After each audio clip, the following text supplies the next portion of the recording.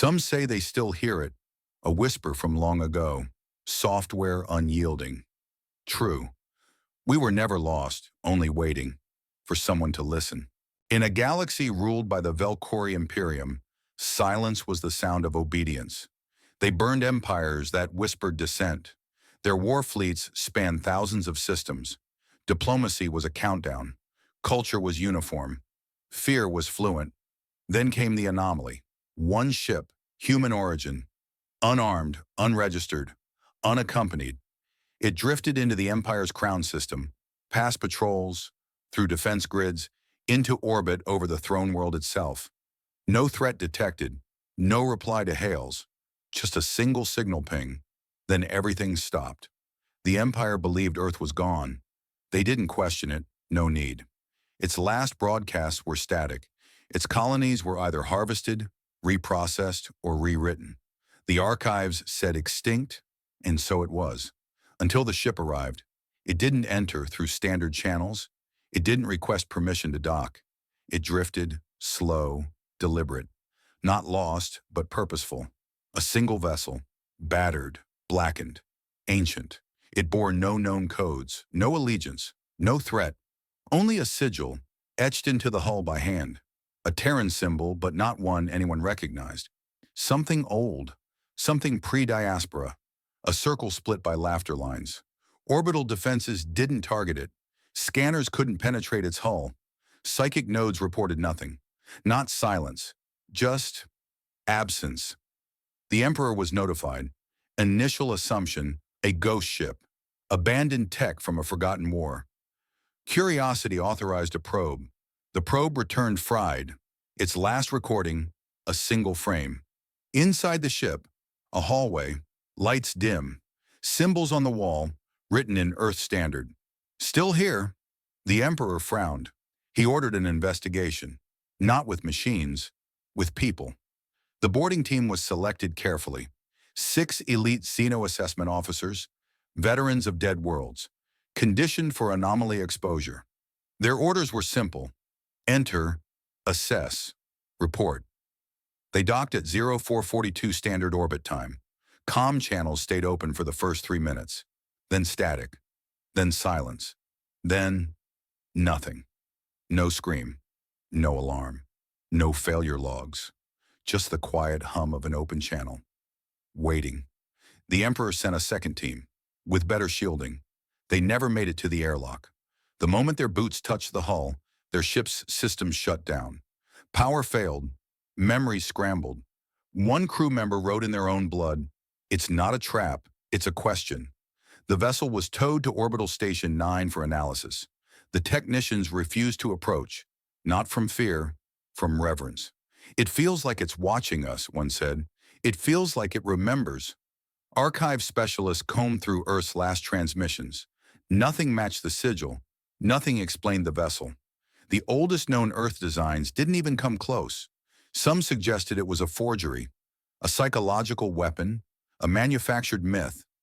But even those who hated humans felt something when they looked at it.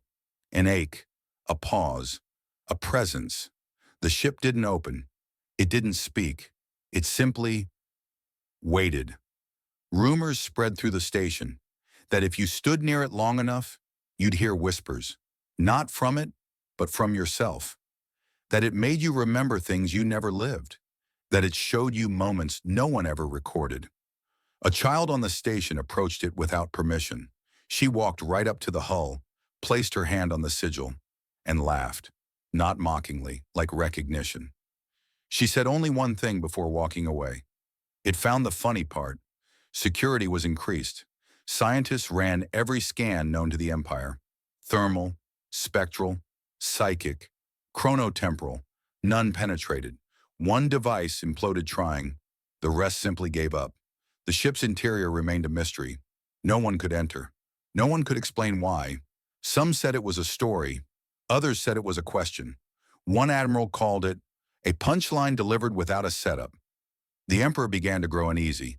There was no weapon, no force, no demand. Just presence, a calm persistence, a joke waiting to be understood. Then the dreams began. At first, just in the station crew.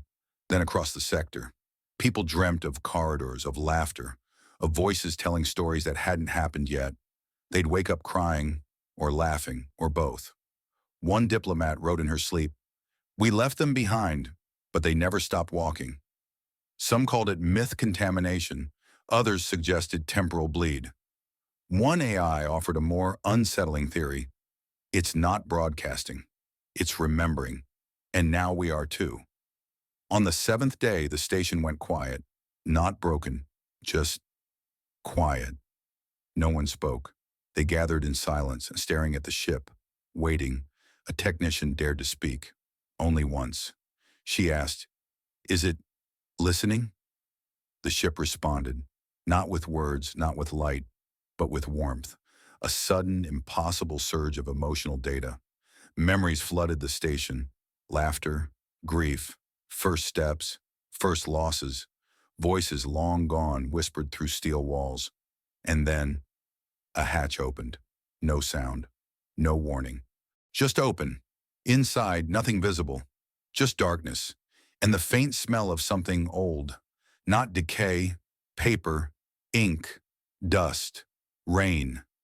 The Emperor ordered a halt to all contact. Too late. One of the station's staff had already walked in. She didn't hesitate. She stepped through the hatch like it was home. They tried to track her signal. No trace. No sign of struggle. Just absence. Like the crew before her, like the probe, like the question. What remained was the ship. Still, patient, silent, and open. Waiting for the next laugh, the next story, the next memory to remember itself. The ship remained still. It hovered in geosynchronous orbit, unmoving, untouched. But nothing around it stayed still. Empire scanners were recalibrated for anomaly detection. Each time they scanned, they failed. Not because there was nothing to find, but because they found too much. Sensor logs filled with static, then with faces, flashes, shadows, images of crew members, but not present ones. Old uniforms, outdated badges, missing limbs, eyes that didn't match.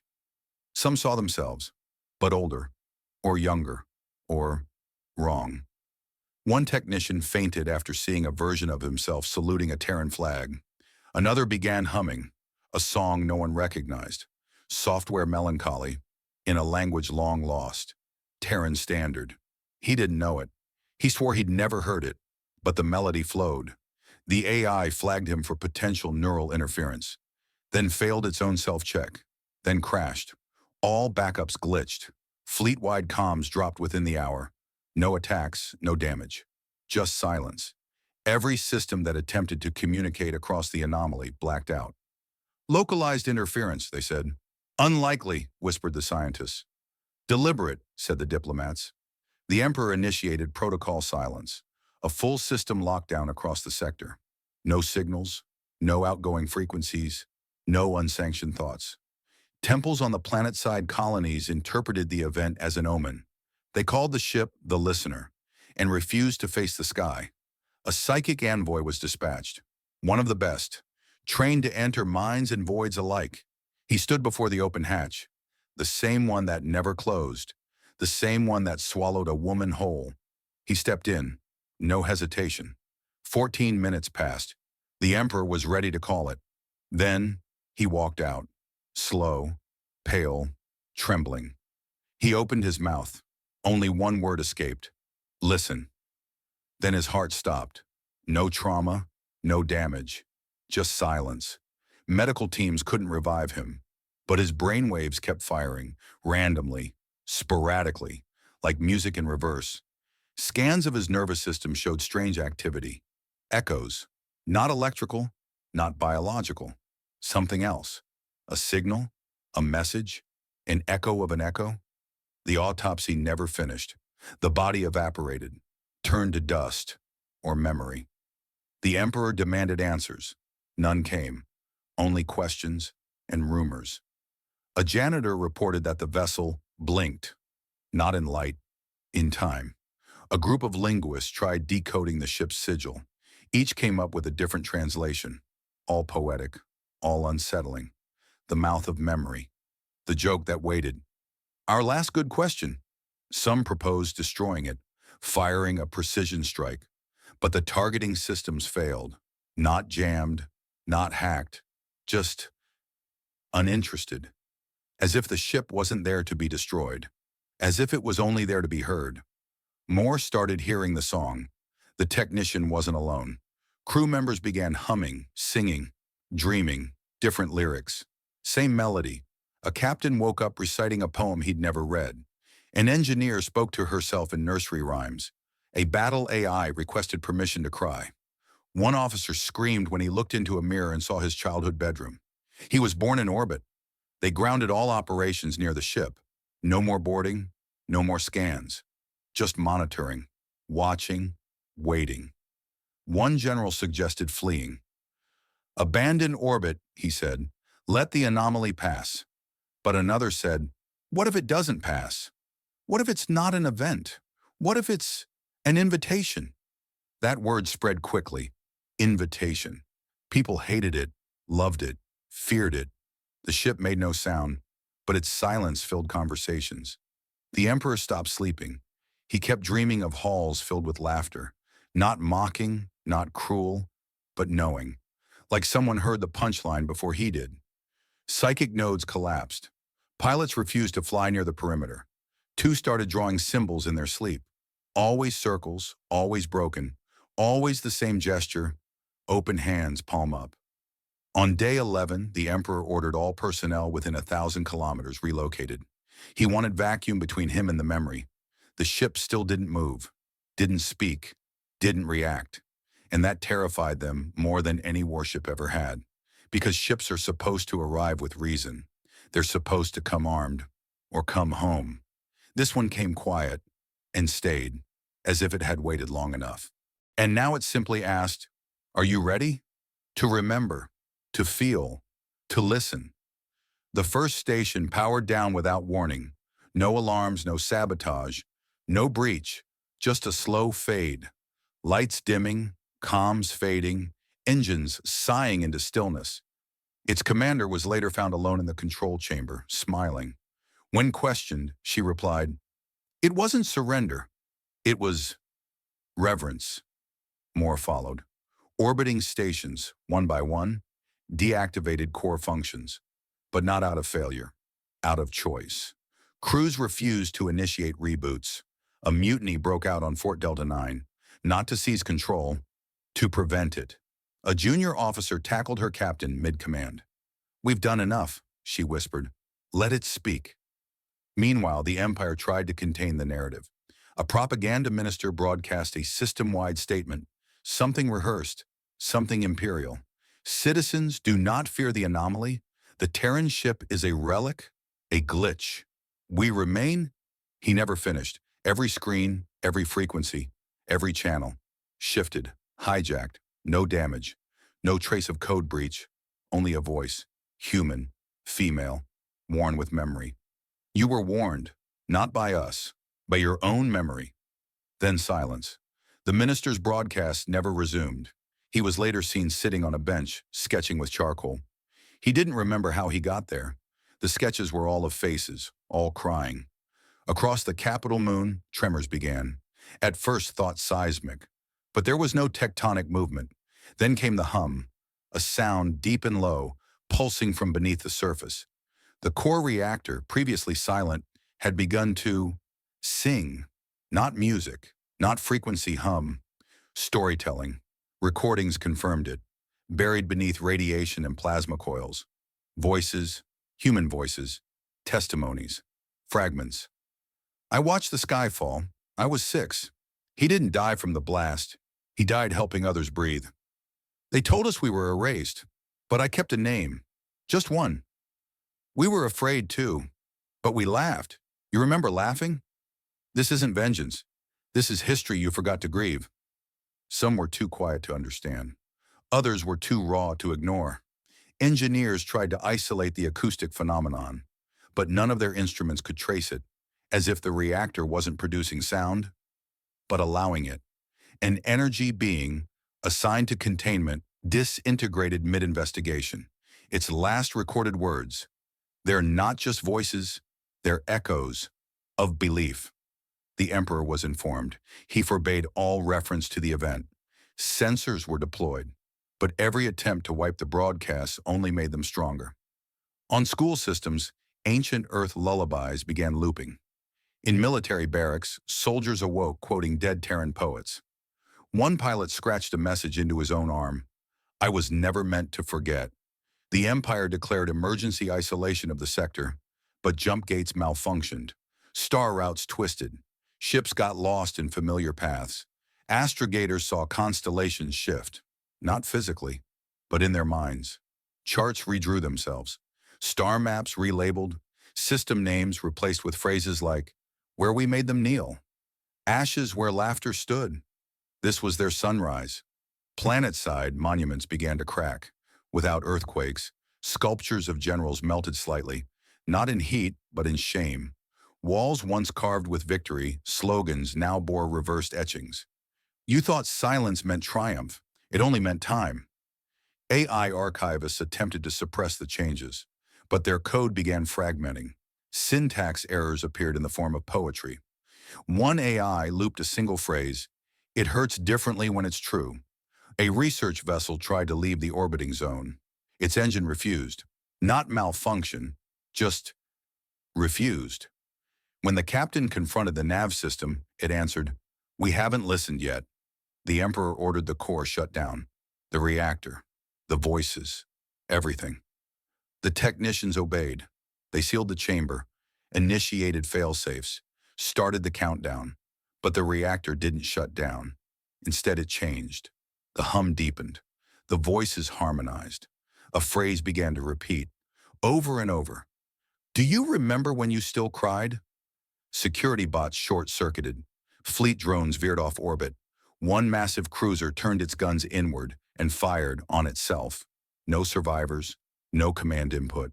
Just a response to memory, to guilt, to presence. A young apprentice stood before the Imperial Council. She had heard the voices too, felt the shift.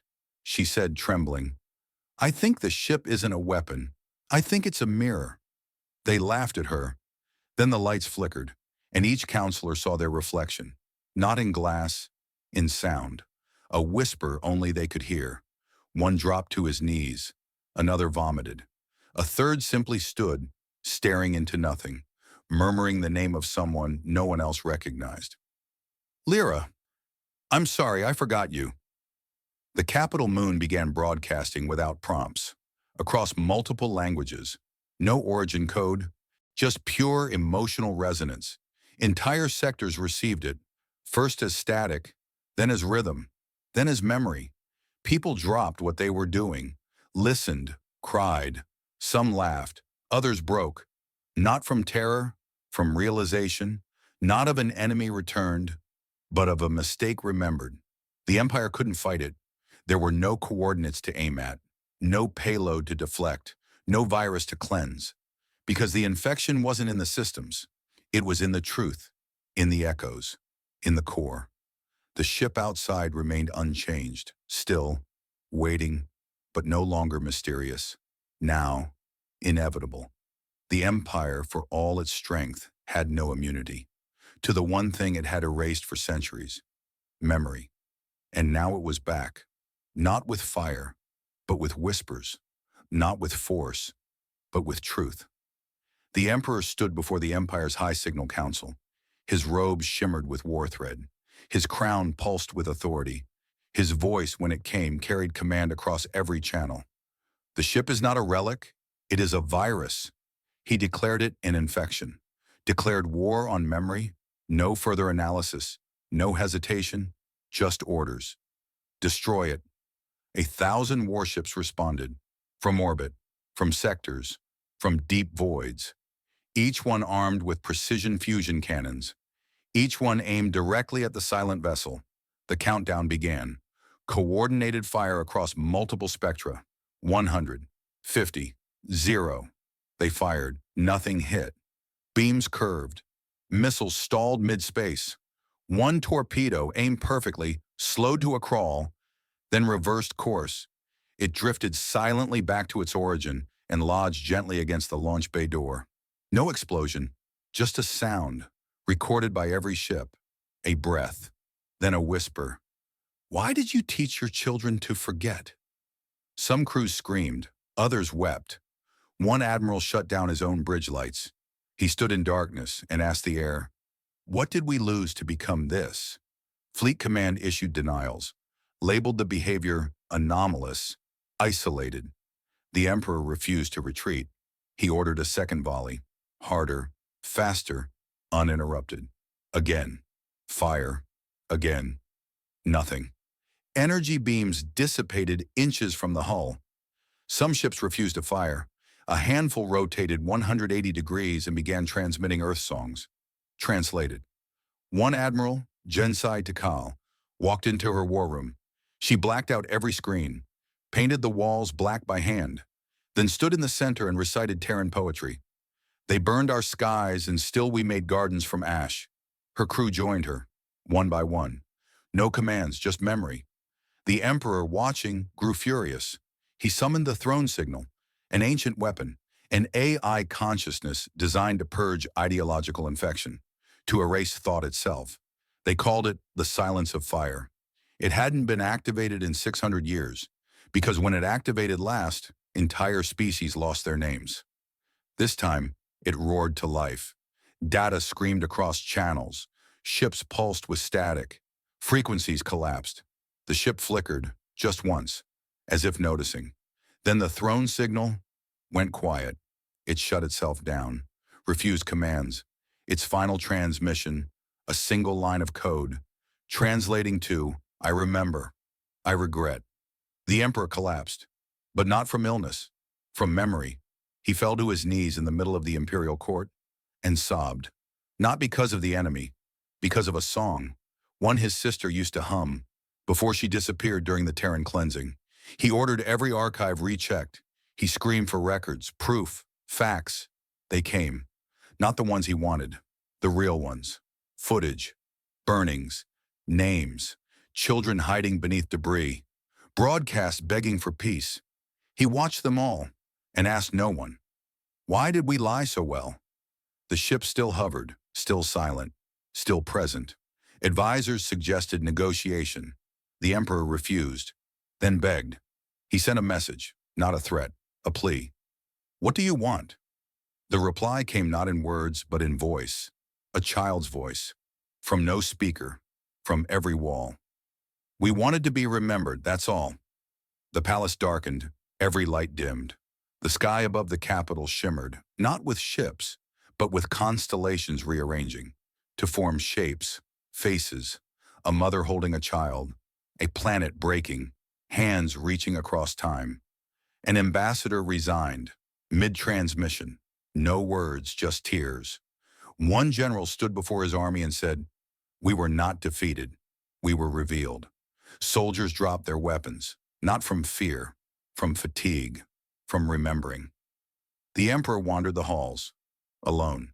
He passed through corridors lined with statues, each one cracked. Some whispered when he walked by. Not insults, stories.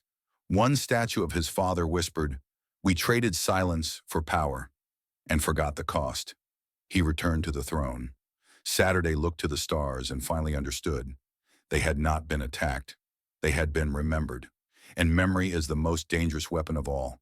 He deactivated the throne interface, stood without armor, walked to the palace gates, opened them himself, and whispered to the wind, "Let them in."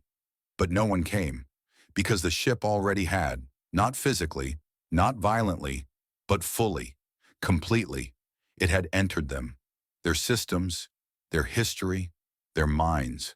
It left them with no enemy to blame, only themselves. The Empire cracked that day, not because of war, because of listening. And what they heard was everything they tried to forget. It began not with explosions, not with uprisings, not even with words. It began with silence. One by one, systems across the Empire dimmed. Power grids powered down, not from sabotage, but surrender. Control hubs disconnected themselves. AI networks executed silent shutdowns, not in panic, but in peace. Fleet command centers went dark during peak hours. Comms froze mid-sentence. Supercomputers stopped solving. They waited. A governor on the rim issued emergency authority. His broadcast played to an empty screen. No one listened. His own staff had already powered down the transmission center. When asked why, they answered, "We heard something." What they heard wasn't a command. It was a memory. Libraries glitched, not broken, but revised. The records they had scrubbed, redacted, rewritten over centuries, reappeared. Timelines shifted, names restored. Entire wars once labeled Terran aggression now bore different titles. The starving peace, the thousand kindnesses, the cry of children. The statues came next. Across capital worlds they melted, not from fire, from within. Metal softened into ash, and the ash took shape. Small hands, childlike figures, quiet smiles, Terran children, gone, but watching. In the silence, art bloomed, drawings on palace walls, songs hummed by voices with no mouths, graffiti not of rebellion, but of remembrance. One AI, still operational, broadcast a single phrase, on every frequency, in every tongue. You had your time. It didn't blame. It didn't accuse. It simply ended. A field general held a staff meeting. Mid-briefing, his soldiers began laying down their weapons. No order, no signal. They simply remembered. Not orders, not victory chants, but faces, names, the people who never came back. The general left the room, left the building, walked outside into the cold and said, "I forgot my own brother's name." Dissent rose across political sectors, but so did grief, and grief moved faster. You cannot hold a rifle while crying. You cannot call for blood when your own won't stop whispering. One counselor, once famed for loyalty, stood during a security session and broke protocol. He spoke aloud, not in rage, in surrender. "It's not a ship, it's a mirror." They tried to vote him out, but by then half the council was missing, not dead, just gone. Some walked into forests and were never seen again. Others sat on rooftops, staring at stars, mouths open in song. One built a garden, from memory. In outer sectors, colonies began practicing Terran rituals.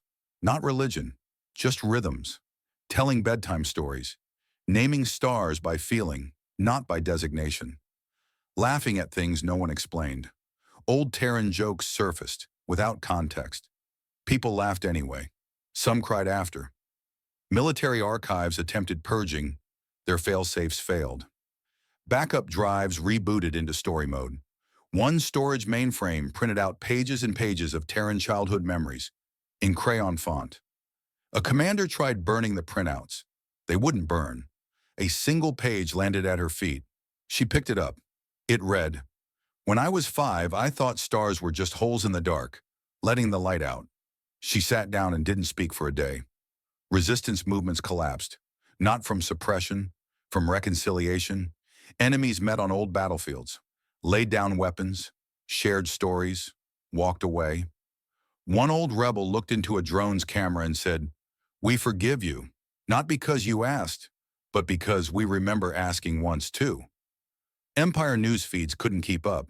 Reporters began going off script. They wept on air, told personal stories. The Empire pulled the broadcasts. No one watched them anymore anyway. Children began seeing the ship in dreams, a glowing shape, a voice that sounded like someone they had loved. One girl said, "It doesn't talk, it shows." The dreams spread. One emperor's heir refused succession. He left a note. "This throne doesn't need a body, it needs a listener." Priests of the Empire's Sun doctrine fell silent. One declared, "We worshipped light so fiercely, we feared what it might show us." Cathedrals darkened, but the silence inside wasn't empty. It felt full, warm, like breath before song. A machine built to broadcast war chants spontaneously began playing lullabies. No input, no code, just melody. A starship captain received orders to open fire on a suspected Terran signal hub. She instead sent one final message. "If I must burn, let it be in story." Then powered down her ship. It's now a monument. The empire didn't fall, it softened, like steel forgetting it was once a sword. The outer colonies stopped sending taxes. The central worlds didn't notice. They were too busy remembering. In an underground dome on a mining moon, a child painted a mural. Untrained, unaided. When asked what it was, she replied, "A memory that never left." The painting matched photographs lost for centuries. It showed a Terran city, before the fire, before the silence. The child had never seen it, but she knew, because the silence had spread, and silence, when full enough, becomes song. Not all were ready.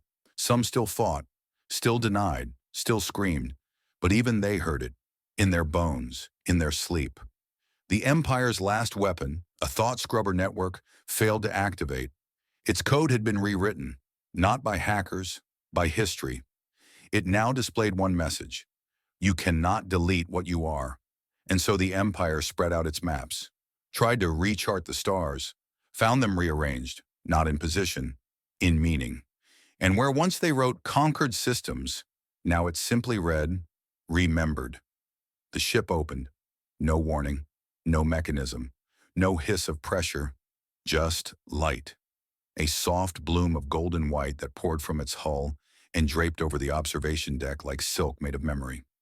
No crew emerged, no armor, no weapon, no flag, only a pulse, a warmth, a signal. It was not broadcast over channels. It was felt, like breath brushing the skin, like a memory surfacing after centuries of sleep. Across the Capitol, screens activated. Speakers came alive. The stars themselves seemed to dim slightly, as if bowing. Then the image began. Not high resolution, not clean. It flickered like old tape, distorted at the edges. Cracks ran through the projection. But the story came anyway. The first scene was Earth. Not the Earth from Imperial archives, charred and broken. This one was alive. Blue oceans, cloud-draped continents, cities at dusk, children running beneath orange skies. Then came the change. Explosions across continents, fires licking the clouds, screams, thousands layered over one another. They didn't come from the speakers. They came from memory. Viewers clutched their chests. They had never been to Earth, but they felt like they'd lost it. Then the betrayal, Earth's own allies turning, the mass silence, the abandonment. A voice spoke, not narration, a memory extracted and echoed. We thought we were part of something larger, until larger forgot us. The footage fractured, shards of moments, a mother shielding her child, soldiers burying themselves to escape detection, an AI reading poetry to a room of no one. Then, stillness. The screen went white. For a moment, viewers thought it was over, but then the voice returned. This is not vengeance. This is what you chose not to know. Next came images of empires, not Earth's, but theirs. The Velari expansion, the Dominion Wars, the deletion of names, the rewriting of joy into threat, each act of silencing followed by the sound of nothing, the sound that had started spreading. The story did not accuse, it unveiled. Imperial courts watched as their greatest victories replayed, not in triumph, but through the eyes of the lost, the conquered, the erased. An old general fell from his chair. He had led the subjugation of 4 systems. He now remembered their songs. I heard their lullabies in the screams, he muttered. The broadcast did not pause. It continued through the night. No one could shut it off. No one tried. Across colonies, civilians gathered in silence, watching, weeping, holding hands with strangers. Some tried to look away, but the screen remained, on walls, on clouds, in dreams. The story shifted again, to the promise, a voice, weathered, genderless, ancient. We knew we would fall, so we built one thing to outlast us, not a weapon, a story. They had sent it, encoded in memory and light, a story with no vector, no endpoint, just release. The ship had waited centuries, drifting, wounded, patient, until enough silence had grown around it, until the Empire had become hollow enough to hear. We did not return with fire. We returned with remembrance. At the climax, the broadcast darkened. One figure appeared, human, tired, scarred. They looked at the viewer, not in rage, in understanding. If we return, it will be with no voice, only a story you cannot deny. Then came the line, the final one, spoken not as threat, but as elegy. You will not be punished, you will be remembered. That's worse. The projection faded. The stars brightened. The light from the ship retracted like a tide. And then, nothing, not even static. The Emperor stood alone in the central hall. He had watched every second. No one approached, no guards, no scribes, only silence. He turned to speak and vanished. Not in smoke, not in light, just gone. Some say the ship took him. Others say he finally listened and ceased to be what he was. Across the empire, the silence deepened, but now it was peaceful. It carried the weight of truth and the softness of mourning. No fireworks, no rebellion, just history made undeniable. The empire did not fall. It dissolved, like ash caught in rain. And the ship, still silent, still open, still waiting. Not for a fight, but for someone willing to listen. No war was declared. No ships were destroyed. No human ever stepped forward. The empire ended in silence. 7 days from the ship's arrival to the last Imperial broadcast. No explosions, no revolution, just memory. In the aftermath, people whispered names. Not commands, not oaths, Earth names. Lena, Haroon, Amara, Daxton, Elio. Names that had been erased from records, now etched into walls. Spoken before meals, carved into the hulls of newly built ships. Statues of the Emperor were dismantled, not in anger, but reverence. Placed in museums beside the phrase, "Power is loud, remembrance is louder."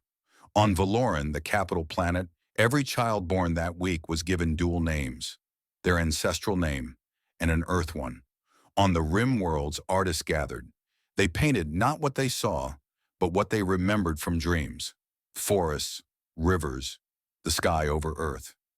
None had ever been there, but every canvas matched satellite records. Earth songs became lullabies. Poems reappeared in the margins of textbooks. Entire languages once forbidden were spoken again, fluently, lovingly. Universities renamed themselves after unknown Terran figures.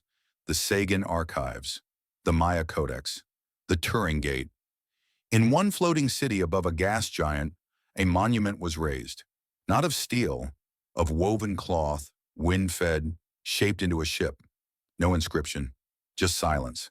And people came, to stand, to feel, to remember something they'd never known. On distant mining moons, machines stopped drilling, not from malfunction. They started writing. Not code, but testimony. Logs appeared overnight. I was a mother once. I think I had a garden. I remember lilacs. No one claimed authorship, but the stories kept growing. They called it the memory bloom. Whole governments dissolved peacefully. Constitutions rewritten. Now built around one principle. No truth may be buried in silence. Religions shifted. Prophets once named divine were now spoken of as listeners. Humble. Curious. Earth joined their mythologies not as gods but as warnings, and as hope. On Garen 9, a council of warlords declared a ceasefire. One warlord held up a data chip. It contained a single Earth bedtime story. He wept as he read it aloud.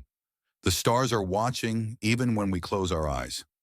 On Station Vera, a forgotten AI rebuilt itself. It learned Terran phonetics and began composing jokes, not to mock, to remember how laughter once softened grief. A planetary defense AI, once programmed to destroy all Terran signals, rewired itself into a library assistant. Its voice module was based on the final human broadcast. It read to orphans. The Galactic Council convened, what remained of it. They passed a universal statute. No culture shall be silenced again. No story shall be overwritten. No child shall forget where they came from.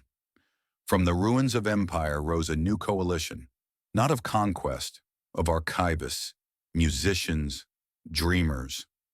Trade routes reopened, not for resources, but stories. One ambassador's first act in office was to recite an Earth joke. Two atoms walk into a bar. The chamber laughed for the first time in decades. Academies now require a course in Terran literature. Required reading, pain, survival, joy, irony. Students are asked, what does memory weigh? Their answers vary. None are wrong. In the old Imperial palace, the throne room is sealed. Visitors approach, press their hands to the door, and listen. They say the walls whisper. Sometimes the words are familiar, sometimes not. Always honest. Earth was never found. Its coordinates remain unknown. But it is present, in dreams, in stories, in silence. One child born on the farthest colony told her teacher, I saw Earth last night. It was in my head, but it smiled. Anomalies continue. Ghost signals on long-range bands, encoded messages in starlight, songs without sources. Each time they're analyzed, they contain only one thing. Stories. One empire, new rising, detected a single Terran ship on their scopes. No signal, no movement, just presence. They went silent for 17 hours. When they re-established contact with the galactic network, their first words were, we decline expansion. We are not ready to be remembered. Poets call the Terran story the kind ending. Not because it spares, but because it asks. Do you want to be remembered as you are? No one forces the answer, but everyone hears the question. It lingers in atmospheres, in dreams, in the breath between songs. A new motto spreads across the stars, painted on spaceports, scribbled on school walls, etched into memory cores. Speak gently. Someone might be listening, and in the silence that follows,